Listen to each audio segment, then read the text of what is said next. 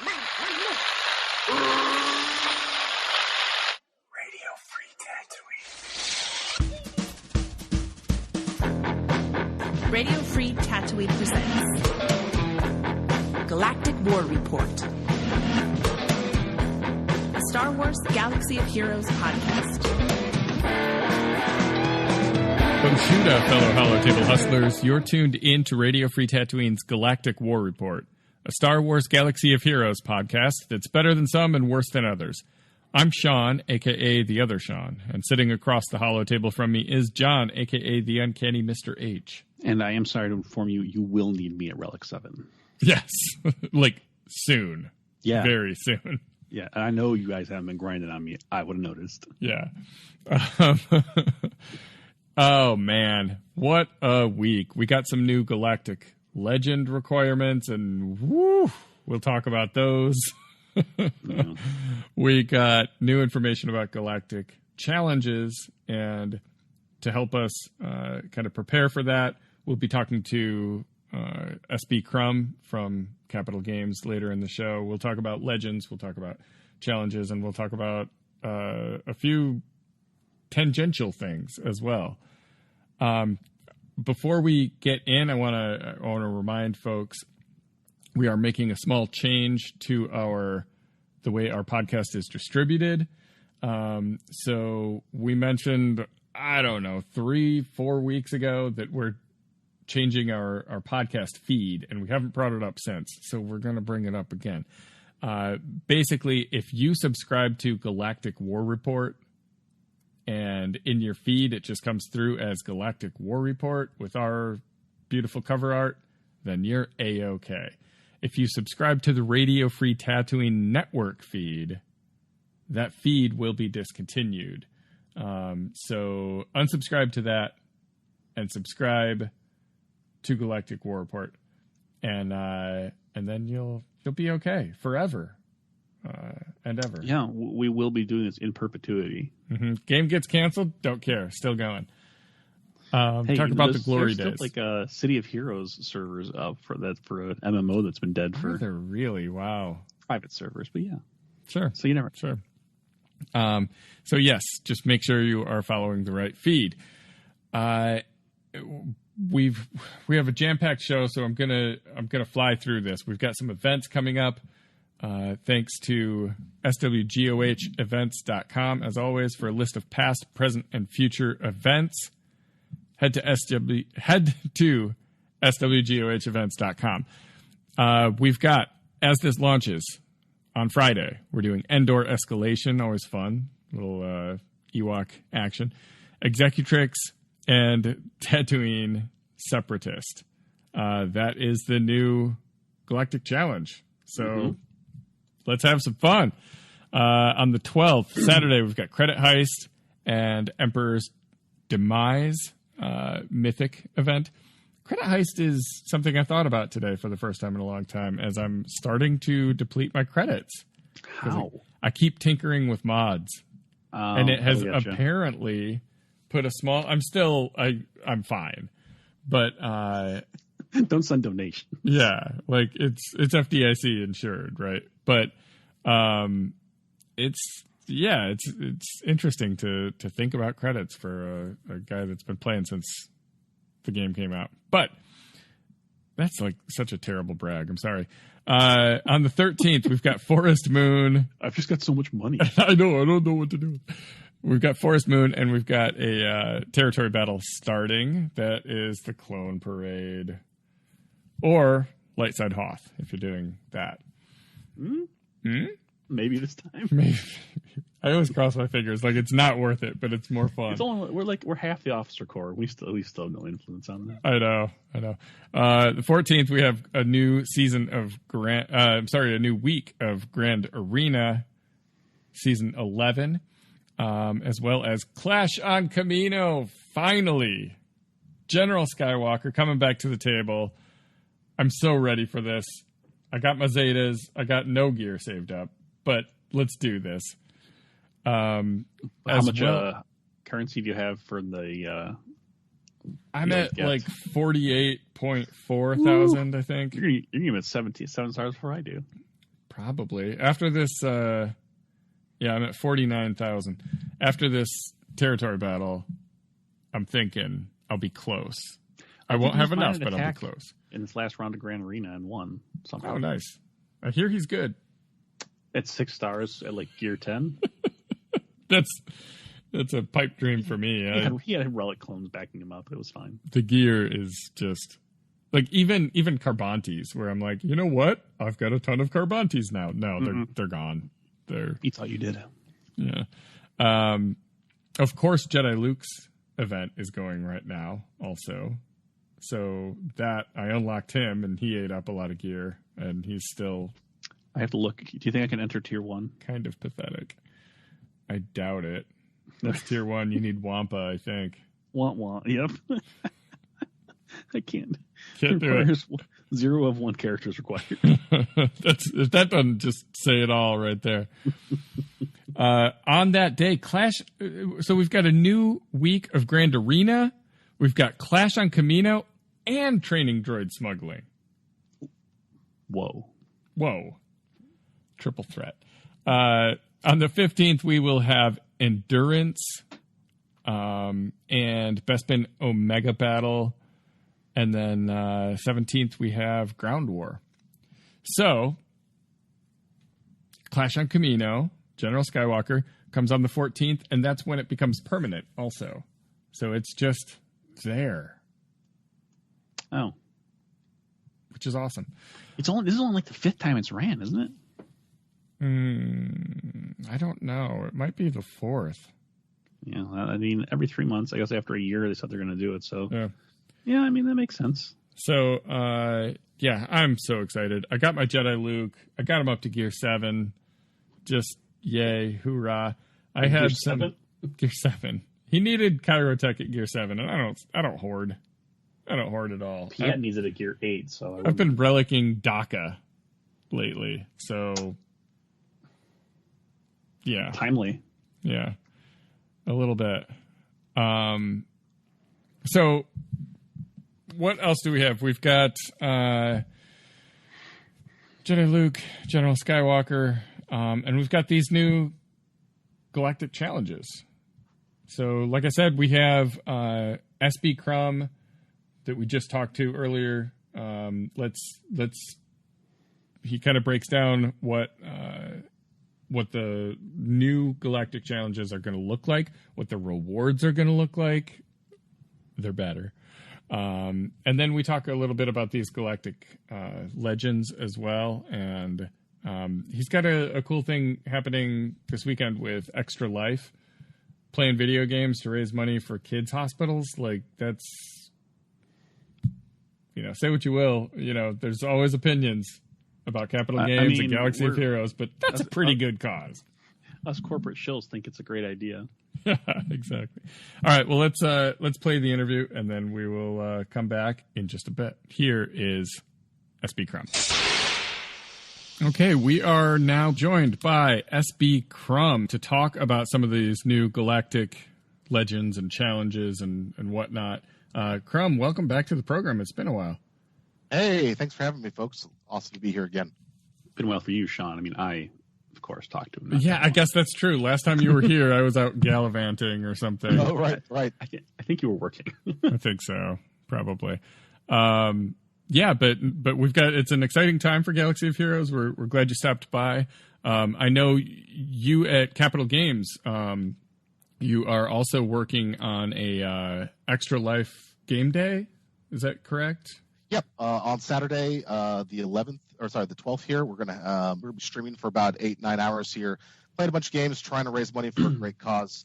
We're partnering again with Children's Miracle Network and of course UC Davis Children's Hospital. The great part I think about Children's Miracle Network is that it goes to help the communities right locally next to you. So like your money goes to the children around you, and it's a really powerful thing to do. If you can donate, I understand. Like, look, this year has been nuts. And asking people to donate on top of a lot of hardship is a big ask, but right. There are people in need right now. And just as the employees of Capital Games, we try and do this every year. I think this is our 5th year now in a row that we've done this. So we just try and get together and bring awareness around a really great cause if we can. So if you can join us, that'd be awesome. we'll be hanging out. Ton of different parts of the company as well. So it'll be our designers, artists, all sorts of people, engineers, all hanging out, just playing games and having some fun. So sounds I'll good. be there commenting, hanging out with as the usual cast of folks like Ryan and all the rest of the people that have been on in the last couple of years as well. So should be fun. Do you guys do you know what the start time is? I believe the start time is 10 a.m. on Saturday. So Pacific time? at the start. Yeah, 10 a.m. Okay. Pacific. And then said we'll be running around for around 8-10 hours there and just trying to raise as much money as we can. And where do we find that? It's on our ExtraLife page. I can send you guys a link. Also, there'll be a post on the forums tomorrow about it, or I guess today when this is live. So yeah, find it on the forums as well, or you'll see probably a pop-up in game. Okay. This weekend. Yeah, when that hits the forums, we'll tweet that out too. So if Awesome. if you follow us, you can follow along with that. And it is. I looked into it a little bit. I mean, it's a really good cause. So I want to say like all that money directly. Like if you donate through ExtraLife, 100% of that's going into the charity, right? Like nothing. Mm-hmm.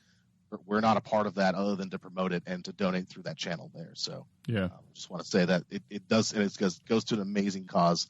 We've seen the effects of it really happen in our community over the last couple of years of like getting a new neonatal intensive care unit at the UC Davis Children's Hospital and things like that. So it's like the money we've raised has gone directly to helping these things, which is really crazy. Yeah, and now more than ever. I mean, that's a huge thing. So yeah, absolutely. Cool, very cool. We'll have to do a stream, John, some other time, not to compete with this by any means, but I'm saying we'll have to do a charity stream where we raise like $14 for our local hospitals. That's kind of like when the musicians on the street put half the money in themselves, right? Yeah, exactly. That's what we'd be doing. We've tried streaming. So I mean, the cool part about ExtraLife is that anyone can do it, right? They make it really easy to sign up, and they build all this infrastructure for you, and so it's pretty easy to just say like, "Hey, here's my link. Go check it out." It tracks it all. There's a lot of like really cool tools and stuff for helping you promote it. So people cool. big and small can use ExtraLife. It's awesome. Sounds good. So I assume you'll be streaming some footage of the new Galactic Legends. We're probably mostly playing not. games, but we'll be playing. We'll be playing mostly just games on Steam and stuff like that. So we're not gonna have a ton of Galaxy Heroes, us being bad at Arena or anything like that. Oh man, we've got the market on that, John. That's our brand. Thank you. Oh, sorry. So see, we didn't want to encroach. Yeah. So let's talk about some of these new things, the Galactic Legends, Galactic Challenges. I'll start with the kind of Galactic Legends. We've got a new Luke Skywalker coming up, a new Palpatine, and I think back to the original Galactic Legends and like Rey. She's got this very, very defensive kit that she adds a ton of protection to allies and basically gives them damage immunity, which is very true to her character in Rise of Skywalker. Similarly, Kylo is kind of more a brutal attacker. What kind of Luke and Palpatine traits did you try to capture for these builds? Like, what's the theme behind them? Yeah, I think both Sith Eternal Emperor and Jedi Master Luke Skywalker, I think the designers have really nailed the feel of those characters. Like Sith Eternal Emperor is really, he's all about, I mean, like think about the Emperor, right? Like he's about deception. He's about getting behind the lines and sort of like messing with you indirectly while also sort of like hiding away himself. So like there's a lot of cool like sort of, I don't know, tricks he can do. He's very much around like manipulating the battlefield in a way that's like, I think it's a lot of new effects that we've sort of added into his kit. There's like a bunch of different ways to sort of force players to do different things and all sorts of stuff. I don't want to get too much into the details here, otherwise I'll get in trouble. But sure, we want to get you in trouble, Crumb. That's why we're here. I know. You always want to hear the juicy stuff, but I think like he's really good at sort of like getting that manipulation across. Really gets across in his character as well. Across. I know. Whoops. But I think the big part of both these characters is their transformation, and I think like that's the moment where you'll really see these characters as like terrifying threats. I think they're very powerful without the transformations. I don't want to say like that's the goal you have to shoot, otherwise you can't win. It is but when they like transform, you're like, oh no, this has gone very badly for us. Yeah. So I think for Luke, he's gotten a lot older, right? Like we've had several Lukes in the game, obviously, and like Commander Luke Skywalker has his own very specific flavor. Jedi Knight Luke has his own specific flavor, and definitely we want to give Jedi Master Luke his own specific flavor of like, he's kind of a teacher, right? He's very good at like enabling his allies. I should say that both of these characters are going to be broader characters like Rey and Kylo were. Like they work obviously with specific faction, but they will have specific light side synergies and dark side synergies as well. So it's not like you can only run this group of characters with them, but obviously Luke is going to pair very well with like folks like Jedi and things like that, and be able to sort of like buff up his team in a variety of ways and really enable or give the rest of his allies a lot of knowledge around how to beat the Sith and whatnot. Yeah, interesting. Because I don't know, Luke really evolves in that last movie. He's really not the character we've seen in the previous ones. So like, how do you make him be like less offensive almost? But like, obviously he's Luke. He's still a Jedi Master. So yeah, I don't know. I've read a lot of discourse around the rise of Skywalker and the Last Jedi. He's plenty offensive to a lot of people. Yeah, exactly. So he can still dish it out. That's for sure. I assume the transformation is when he milks that sea creature and then unlocks his true potential. Yeah. He chugs that green milk. That's his ultimate, is him giving that little nod after sipping on it. I would die. I would absolutely die. Spears a giant fish out of the water and comes after you. Oh man. So, one thing that as I think about this, going into Galactic Legends, the first two, it was a huge achievement to unlock these characters. And there was a lot of talk at the time about how much of a grind it was to unlock them. And, relicking characters that you don't want to, but it's part of the job. So there's a lot of Relic 5 Roses out there. There's a lot of Relic Holdos and Relic, Troopers and all these other characters that don't otherwise... forget Old Man Han that saw no play even in the event. And so, but, that's all part of what it takes to get this. If they made it the easy ones, everyone would get it. So I get that. But in that process, a lot of players, like John and I both, unlocked one and just have moved along. Like, I'm not going back to get the other one. And I find myself with this announcement choosing that again. Like, I'm looking at this and saying I'm going for Luke. And I'm not even considering Palpatine at the moment. A year from now, who knows? But I look at something like this and I think, is this like sort of an intentional push to break up the meta at the top a little bit, to not necessarily an arena, but to differentiate rosters? So people of a similar power may have drastically different rosters just because of that choice. Because that's kind of an effect that I'm seeing, and I'm wondering if that's intentional or what your thoughts are. Like a big part of these characters is obviously that for all these Galactic Legends, we want them to be around the same power level, right? So no matter which one you're unlocking here, you're not like, oh, I got Kylo and now these new ones are coming out and they're better or something like that. We want them to be generally in the same area of each other. So whichever one you decide to choose for, if you started now and like, oh, I can start going for one Galactic Legend. Well, I don't want to go for Rey and Kylo because I've got a lot of Jedi, for example. Then I really want to go for that. Or if I have a lot of Empire and Sith and that kind of stuff, like maybe I want to go for Palpatine, right? Like there's maybe some sort of like flavors that you can sort of pick from between each of them. And definitely it's about differentiating higher players roster with having one or two Galactic Legends that are like, okay, well, he's got this specific one and that means I have this kind of strategy around it, right? And really diversifying to that top end is definitely part of it. But I think, eventually, like as you said, like years from now or a year from now, even like probably multiple people will start getting multiple Galactic Legends, and that will be sort of part of the meta in things like territory wars and stuff like that, right? Where you really care about having the Galactic Legends to fight broad roster of Galactic Legends to fight another guild's worth of stuff, right? Mm. So, but yeah, I think again, I want to reiterate that like they're all around the same power level. Don't feel like you've missed out if you're still shooting for Rey and you're like, well, I'm so close to Rey, but I want to switch over to the new thing. Like, you don't have to worry about that. Like Rey's going to be invalid or something like that. Yeah.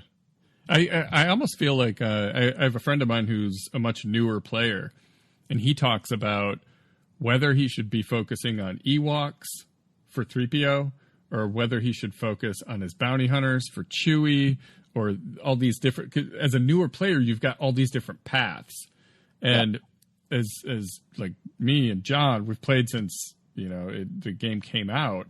So like those little like, should I go for a Thrawn or Chewie? Like, well, of course we have all of that, So this almost feels like the next evolution of that idea, where like you can pick a thing and branch off from it. So I think that's going to be kind of interesting going forward. A little more picking your path a little more. Like Thrawn, you can throw in any number of things. He's one of like the most versatile characters. But sure, when you pick, I love Thrawn so much. He's a great kid. When you pick a Galactic Legend, since you can't stack them on the same team, right? Like you can't just get around to unlocking all of them and make this giant team, right? We're going to start seeing, I think, a lot more differentiation in that point where you can only have one out at a time, right? If you want to use like, Palpatine and Kylo, you have to build two distinct teams if you want to use them both at the same time. You can't have that overlap because you can't build a super team with them.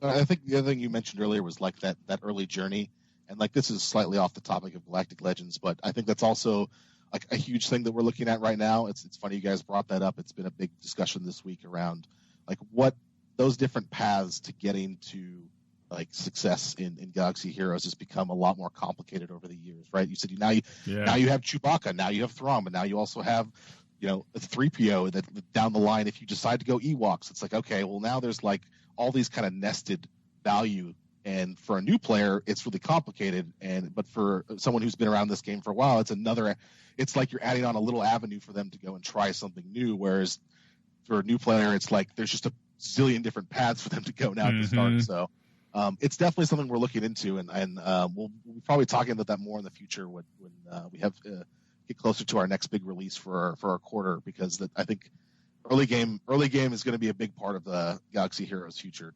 Just for the longevity of the game, we need to address that. Is that? I mean, again, I know you still are working on it, but something like making some of those older characters like Thrawn grindable without having to grind out a whole Phoenix team, for instance.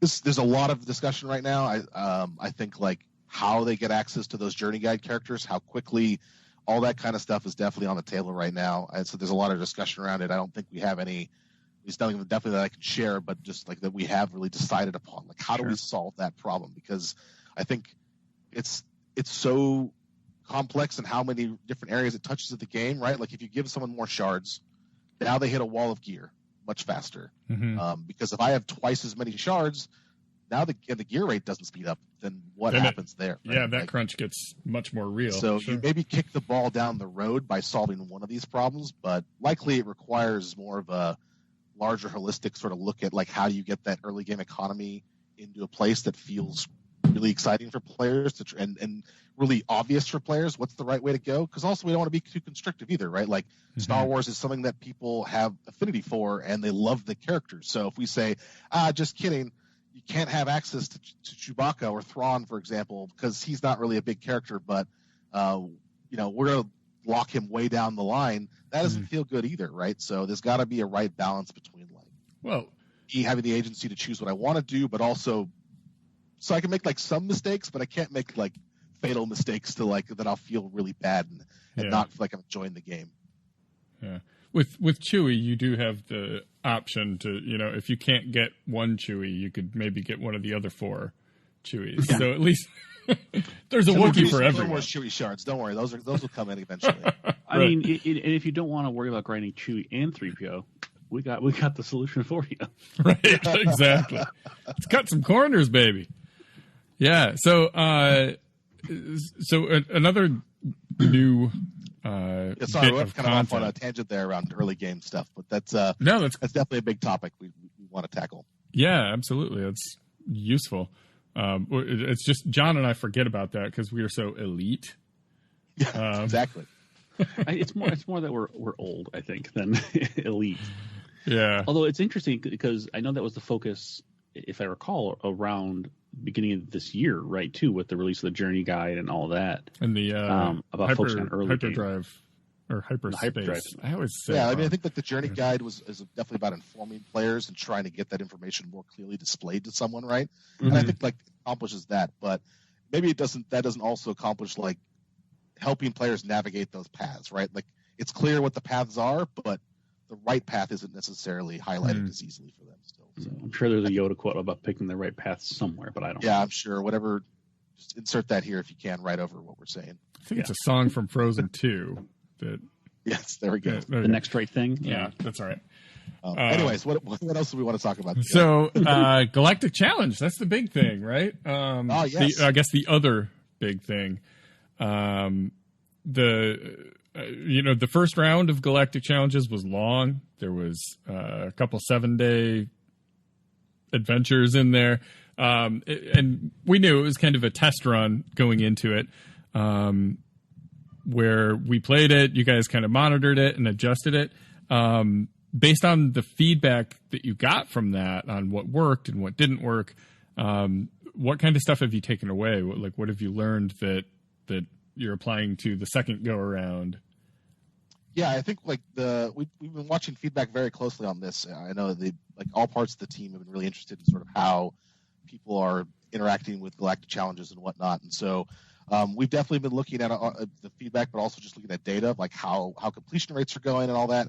And I think like it when we looked at like the timing, I know that was like a big thing for people initially. Like that 7 days was super long, and we knew that kind of going into that like it's unlikely that this is gonna sustain people, where there's gonna be enough people that come in over the course of 7 days that this is going to be good. So yeah, we ended up shorting that to 3 days for all of these events going forward for now. I mean, again, the schedules may change, but the ones for this month are all 3 days. I think we saw a good number of people come in at like days 2 and 3 actually on the event. Like, oh, I didn't know that was happening. Like, but I check in Swoga every couple days.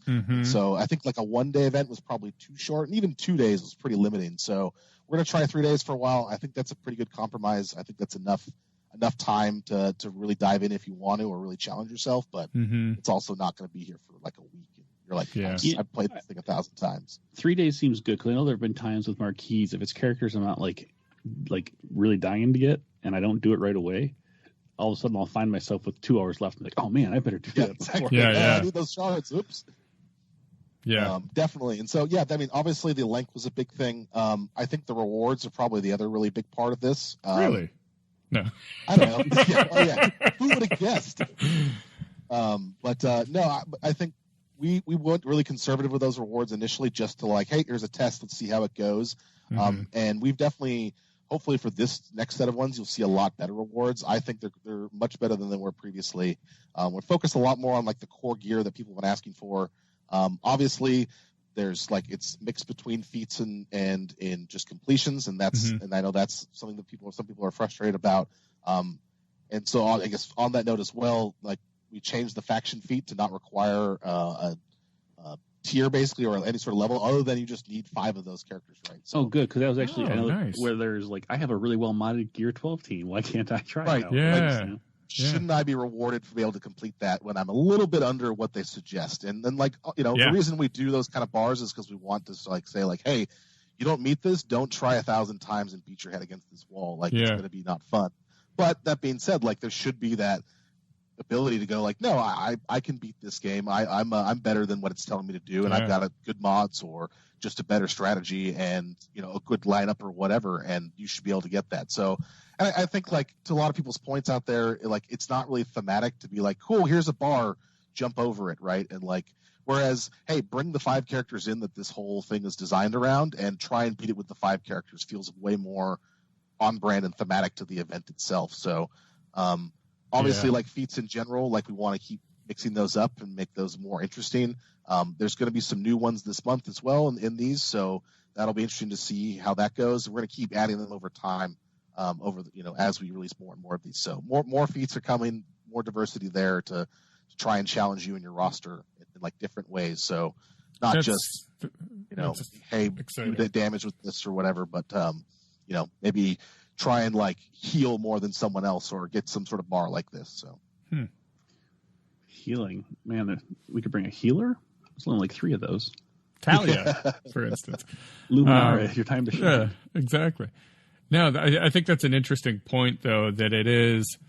I feel like those gear and relic barriers, breaking those is kind of, it opens it up almost more like challenge tiers on Assault, where I love those challenge tiers, and the rewards are good, but it's not like you look at the challenge tiers and how often they come around, and should that be your goal in the game? Probably not, but it's mine. Like I love pushing for those, so making old teams more useful, and this kind of ties into that part of it, which is, like I said, that's just kind of my jam, I guess, is making that work. If you can bring the best mods, make it happen. Well, one of the reasons actually we chose resistance for this one is because we've seen, some people complain about, hey, there's no like resistance assault battle. Yeah, right? There's nothing for my resistance guys. So we definitely wanted to include a Galactic Challenge or two around them specifically. So, hey, it's not an assault battle, but it is a way to use your roster, as you're saying, and maybe like, do I want to push it up a little bit higher just to try and get this one? And now it's not just like, do you have Relic 3 or Relic 4 or whatever? It's jump in with whatever you got and see if you can do it. Yeah. And I will be taking these ones off. Yeah. My resistance is extremely bad. I hope to waltz through this. You also don't need resistance, right? You can complete a bunch of it. Sure. Whatever you got. So. Where the reward gear really falls between, because most of it was really towards that faction locked feat before. So I'm curious how that's going to fall coming up. And that's definitely something like we're still working on. Like we want to balance that out so it's appropriate level, as you said. Like this feels like a challenge to get to, but also these still feel rewarding and whatnot. And we're never going to like give you enough resources for this to be worth it to say, I'm going to go to Relic 7 with this whole team, and that's going to make this challenge worth it. It's like that's not the intention of these challenges, right? Like this is another way for you to reward the roster you have, and if you already have at these levels, go for it. And if you don't, you can try a different squad to try and beat them as well. Especially since the whole point is that these are not necessarily going to repeat in the same configuration, right? Like you don't want to bring in this one team to Relic 7 and be able to beat it when it may not ever exist again. Yeah, and like we're gonna do a couple repeats this month just because we need to get ready for these other feats and whatnot. And so but we're still mixing up the formula with each of those, right? So like Takodana, I think the first time was like First Order and Empire, and this time it'll be Galactic Republic versus Resistance, So, and there'll be some different kind of changes up in the rest of the formula as well there. So, it's going to keep iterating. So if you're trying to min max for one single event of these, that's not a great idea. Yeah. Short shelf life to any YouTube how tos for this, I'm guessing.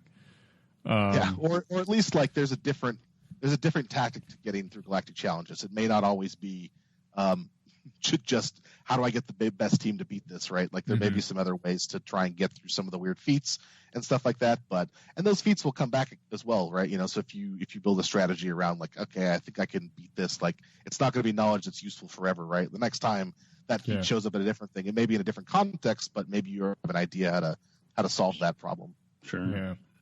Yeah. So as far as the rewards go, do we have any inclination as to what they'll be, or is it? I think the rewards, I think you're going to see like stun guns and all sorts of things like that. That core gear that people are talking about, a lot of that tier 8 stuff, that bottleneck right there that people have been wanting. Sure. Said it's not like thousands and thousands of this stuff. These are going to be repeating all the time. So, if we crank up the rewards too high, it's really hard for us to crank them back. So we're going to kind of go slow with this still. But I think there's a good amount of new stuff with like the purple gear that people have been looking for, and not like the tier 2 stun guns that we had that first run. I don't know why we included those. And that's challenge tier, isn't it? The ones you get from just the weekly challenges? It might be. We don't even. Some of that stuff is. Yeah, we tuned that for those first ones a little low. I have to say that at least, because seriously. But I think these ones that you'll be hopefully going for a lot better stuff and things that will actually help you get up to like G12 and that kind of thing if you're pushing up in like the mid tiers of it. Nice. Yeah, I mean, even going from 12 to 13, I know there's still a good amount of stun cuffs and stun guns required. Yeah, I mean, build some of that higher level gear. It nests on itself in a lot of cases, right? So it's that gear never becomes useless. So no. pretty much everyone can use it. So do you have any other upcoming stuff in game that we can breaking news that we can spill here or anything on the horizon that we should be looking forward to? Well, I mean, two things I guess about Galactic Challenges I'll mention real quick is the two new locations. That's kind of fun. Obviously, like each map has its own sort of theme and also difficult, like a kind of modifier to it as well. So we'll have Hoth and Coruscant adding this month as well, which will be kind of fun to get those in the mix. And as I said, every month we'll be trying to add more and more of these in. So that'll hopefully keep that variety up. And instead, as they keep randomizing further and further, we've got a larger and larger pool of stuff to pull from. So that'll be pretty exciting. I mean, this whole year's got to be pretty exciting for us. It's like our 5th anniversary. We've got a lot of big plans for that. That's going to be, obviously, November's going to just be a huge month for us. And that's a cute doggy. John's dog has entered the chat. He apparently bumped the lever on my chair to knock me down about 6 inches too. Your dog said, "Anniversary?" My dog literally took me down a peg. Yeah, so it is. It's 5th anniversary is late this year, November 2015, right? Or I think it launched October or November. I think it was November is when we're celebrating the anniversary. Okay, okay, good. With the soft launch and stuff, like it's hard to like pin down an exact date, but we've traditionally celebrated in November. Okay, excellent. So yeah, that's going to be awesome. I mean, Star Wars is continuing on, so there's going to be so much more exciting stuff for Star Wars coming that we definitely want to tap into. We'll see what kind of things happen. You know, I'm personally really excited for like the Kenobi stuff with Deborah Chow. Like, her episodes of Mandalorian are some of my favorite. I think she did the Sin and 7th episode. I can't remember the name of that one. Both I really love though. Those were great. Yeah. So, well, I don't know how anything can really match the beginning of the 8th one when the two scout troopers are messing with Baby Yoda. But. Yeah, it's a lot of quality stuff in that first season. Yeah, and then so season 2's coming out as well. That I'm super excited for Mando season 2. That's going to be awesome.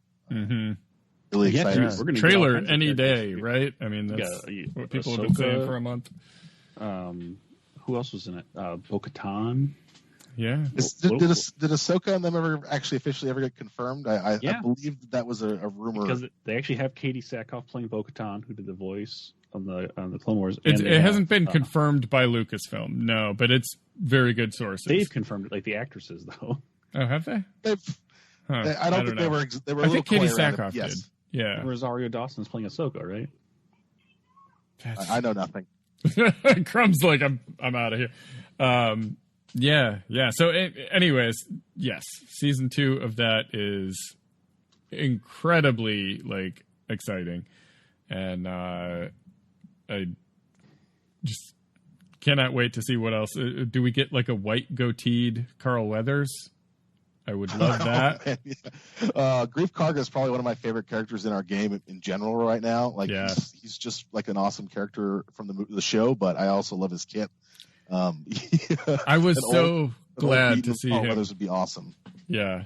No, I was so glad to see him. The Rebel Y-Wing is a requirement for Luke, and I was like, all right, I'll grind it. And I pull it up. I'm like, oh, that's Grief's node. Awesome. Yep. So, anyways, I know you're a very busy man, and you've got prep to do to get ready for your big streaming party. So I'll let you out of here. Just real quick before you go, what's the next set of requirements for the Galactic Legends? Oh, yeah, sure. It's R2, Han Solo, Chewbacca, JKL. Rebel not that group. The next group. Oh, sorry. I thought that's what you said. I didn't realize. I gotta get going then, guys. All right. All right. It was great having you back. Thank you so much. We'll support your stream on Saturday and look forward to the next bit of news for the Legends. Yeah, awesome. Thanks for chatting today, guys. And if you want to come up to ExtraLife, so we'll be streaming on Twitch as well, and we'll be hanging out. So check out the forums for more information on that, and or check out these guys' Twitter. Awesome. All right, thanks, folks. Bye-bye. All right, well, that is just about all of the show that we have for you, but we like to cram a little too much into some of our episodes, and that's what we're doing here. I want to take a second to talk about a new thing. We're not going to do a full meta report because it doesn't really move, right? But swgoh.gg has a new feature where there is now a Grand Arena meta report. So you can actually click on attack or defense, and it shows what the top teams are for, like as far as their win percent on attack or their hold percent on defense. And that can be some really useful information. It's kind of tricky because we only have a couple seasons to work with. The season 9, which is a 3v3, and that's a little wonky. And a season 10, where the comps, I suspect, are a little bit influenced by the feats that were available.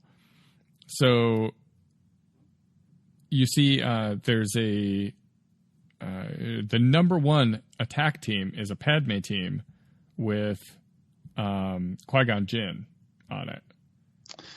And I'm thinking back, I'm like, really? Wow. But I think there was a feat.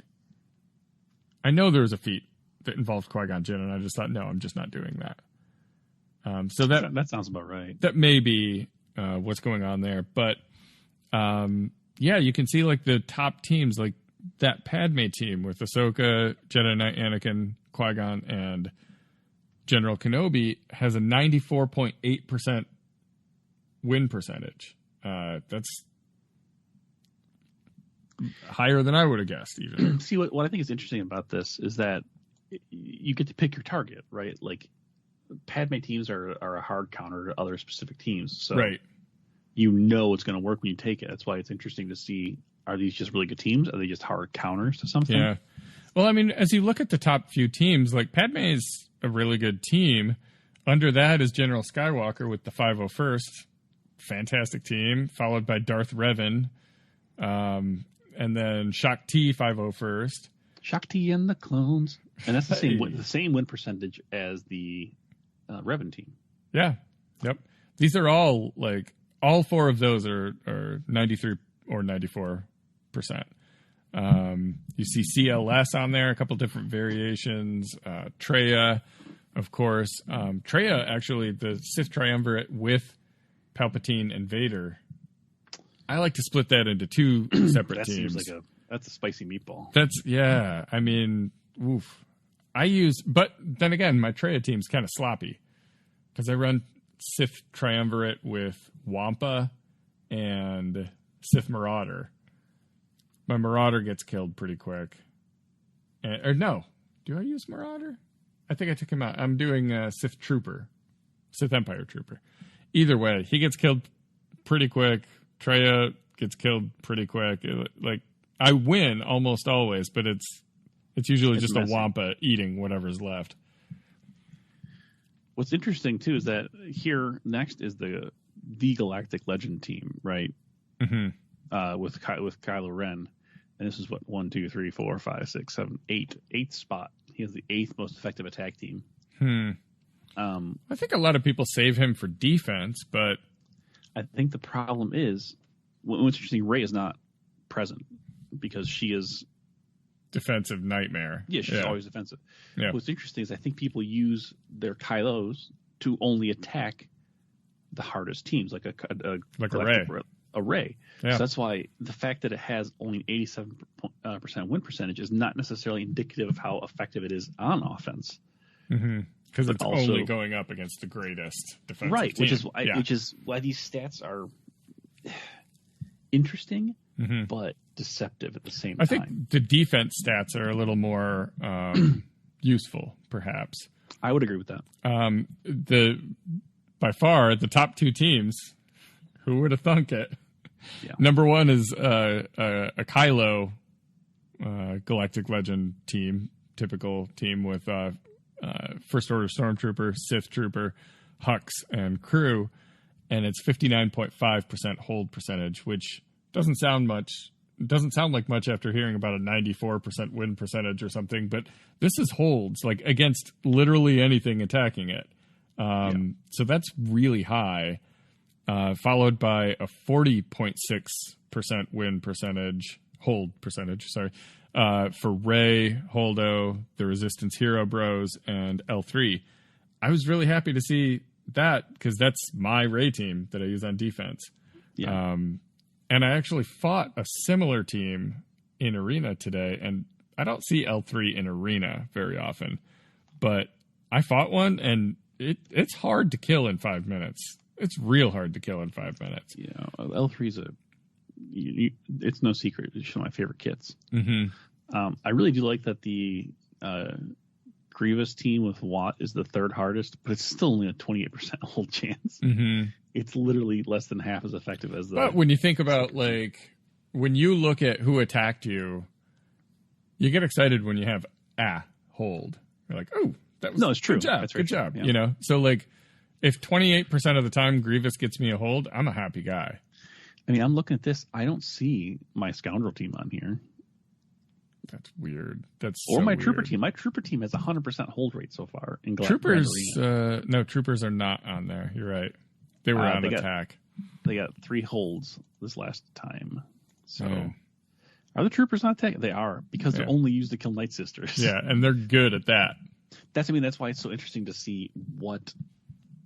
Like, they have an 80% win on offense. That's obviously not... That's a hard true. counter right there. Right. It's a hard counter to something specific that you see on defense a lot. Yep. But no, on defense, I got 3 holes with them in this last time. Yeah. Trace. Nice. I'm not unproud of that. I'm curious to see how this is shaken up with more Jedi Lukes out there too. Yeah, I think this will only be really interesting to look at by season, right? I think it's the only time they're going to update it at the end of each season. Yeah, right. So I'm very curious at the end of 11 what it's going to be like. Mm-hmm. Yeah, more data is only going to make this better. Right, and tracking it by season, you can do better keeping it separate by what meta, you know. Mm-hmm. Yeah. So anyways, if it's definitely worth checking out, just head over to swgoh.gg, and I think it's /GAC, GAC. Correct. And it's interesting stuff. I used some of this to kind of reorganize my squads a little bit because after unlocking Jedi Luke, I start thinking, okay, who can I pull from what squad, and how can I make him matter? I don't have a team that he just pops right into, so I'm building a new team around him, and this kind of shows me what is effective, who I can afford to lose, and who I can't. So yeah, I wouldn't mind poking at this after each season. I think it's a good way to revisit. Sure. What happened. Yeah. Well, speaking of building out a new list of subpar squads, who are you grinded? Well, I got my sights completely set on Super Sheev, the new Galactic Legend. Mm-hmm. So that's literally my whole who you grinding list is the requirements for that. Yeah. I am done now with Krennic and Royal Guard. I was not last week. Nice. So I am done with those guys. Unfortunately, the new requirements that were released, well, Piet, obviously, he's sitting at, 0 out of 65 shards, just waiting until I can grind him. Mm-hmm. Sidious, I need him at Relic 7, which is a bit of a kick in the teeth. Mine is at Gear 12 currently. Dooku, I need at Relic 6. He's also at Gear 12. He's the one I'm working on, focused right now. So I got 1.5 pieces left for him. Darth Maul. Well, this is not out of the blue. There was the predictions of the apprentices being needed. Mine was not even 7 stars. Because when would I have needed Darth Maul? I skipped that meta back in 2016. And Was it 2016? Yeah, I guess it was. Yeah, I don't know. I bet it was. but I haven't. Yeah, because of the evasion meta. Mm-hmm. And there's not been much of a use for him since. So he's at 87 out of 100, so it's not far to go. Bigger kick in the teeth is going to be Sith Marauder is required at Relic 7. I'm at 2 out of 100 because I never bothered with that fool. Mm-hmm.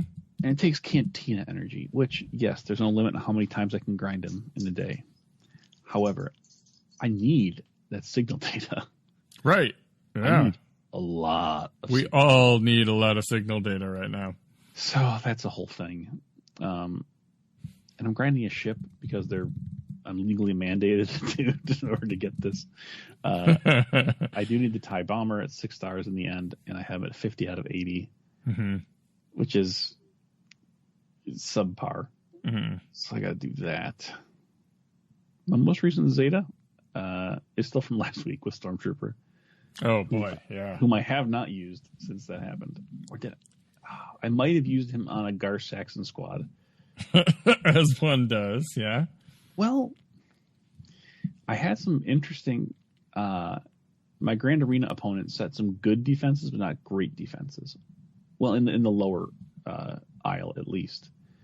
So I got to use some fun teams. My Phasma team cleaned up on offense, which was atypical. But I did use him on the. She was on the offense GAC meta report. Yeah, Phasma lead. Yeah, it's the same kind of thing. Like if you know where to take her, she can do well. Yeah. But yes, that's all. I'm full steam ahead for Super Sheev. And my Sith will be my non-Old Republic Sith will be in very good shape after all this. Hopefully he's got good Empire synergy because my Sith are bad. You'll be good at that assault battle, right? I'll be better at that assault Places battle. of power? Huh. Yeah. I mean, hopefully Sheev will help me out. He's my only hope. But who you grinding? Oh man, right now it's a mess. Following the Jedi Luke, the Grandmaster Luke requirements has been interesting. I had the Relic 7 Jedi Rey already, so done. I took 3PO up to Relic 5, done. Just today, just kind of on an impulse, I took Chewie up to Relic 6 because I've been hoarding signal data, and I thought, well, I want to do something irresponsible, sort of. That is wildly irresponsible given how much of that stuff you're going to need. Yeah. Well, he's a requirement. He needs to be 6, so he's done. Dodge that bullet. So, I've made some good progress, but I've also, kind of dabbled with some other ideas. Like I took Daka to Relic 3 this week because I always wanted it. I think it's going to be worth it. I do. I use them in every Grand Arena. And the key to getting any kind of success with Night Sisters on the high end is to have a Relic Daka. So it will set you back a couple days on signal data, though, at least. Yeah, it will. But I've got so many shards to grind that I'm just going for it. Sure. I did that. So I got all these other Luke things to do, but I also just unlocked Jedi Knight Luke. So that's a commitment. Not just is he a requirement for Grandmaster Luke, so obviously work on him, like so many incentives to do it. But it makes me look at my Jedi Knight Revan team and my Padme team and,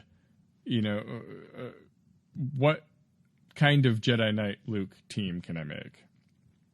And so I'm working on that. But there's some real bad Jedi out there. And there are some very good Jedi. Although his are specifically, does his call out Republic Jedi. I can't remember. Yeah, so the kit. His kit synergizes with all Jedi. It's just some of it that excludes Old Republic Jedi. Right, okay. So you look at the synergies between Jedi Knight Revan, Jolee, and Bastila. Those three are going to be on the same team. They have to be. Sure. Because they don't work with Luke as well, and the three of them work amazingly together. So I'm trying them with Old Ben and Ezra instead of Old Ben and Ezra sounds like a 2000s jam band. They'll be replacing what I currently run, which is the two Yodas, which is another jam band. So my Jedi Knight Luke is going to use both Yodas. I think Ayla, and some other terrible idea. That's a pretty bad one. Who is? I saved it here. I need to see who my bad idea Luke team is. Old Ben. I thought it was Old Ben and Ezra on the other. What the heck am I doing? Kanan and Ezra. That's what I was doing. Yeah. Yowza. So that's gonna be some work to get Ayla. I think she's just about gear 11. I suspect you may find yourself in a similar position to where I was with General Skywalker leading up to the Kylo event, where you're going to find yourself being pulled in too many directions. Yeah. And you're going to have to abandon one for a while to get your other Jedi Master Luke stuff before you can go back and build a squad for Jedi Knight Luke. Yeah. I think I'm going to push back the Galactic Legend, honestly. I want to get some ducks in a row. I mean, and that's fine. Yeah.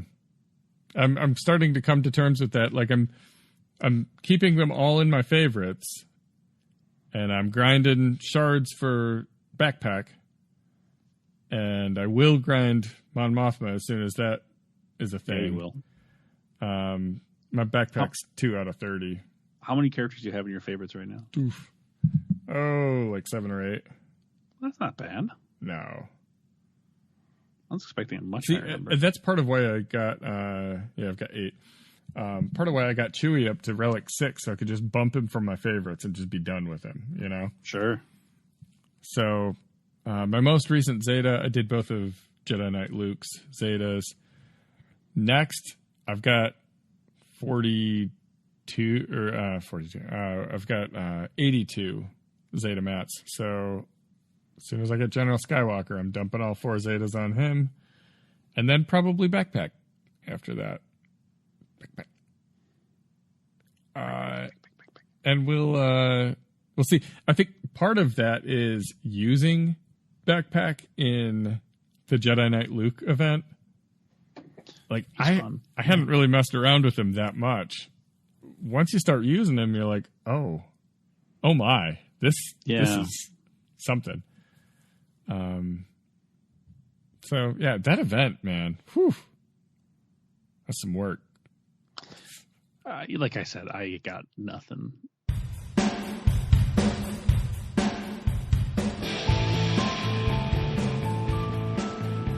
That's all we got for you this week. It may not be the best advice, but at least we didn't recommend requiring Sith Marauder. That was not our call. Those are decent people.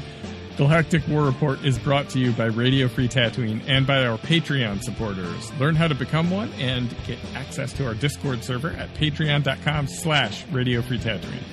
As always, big thanks go out to our Sandcrawler level supporters, CT1980, Devin Doctorman, John T. Klasinik Jr., and SWGOH.GG. Don't forget, if you like what you hear, please consider showing your support with a rating and or review through your podcast medium of choice. Thanks for tuning in, and may the Force and RNG be with you.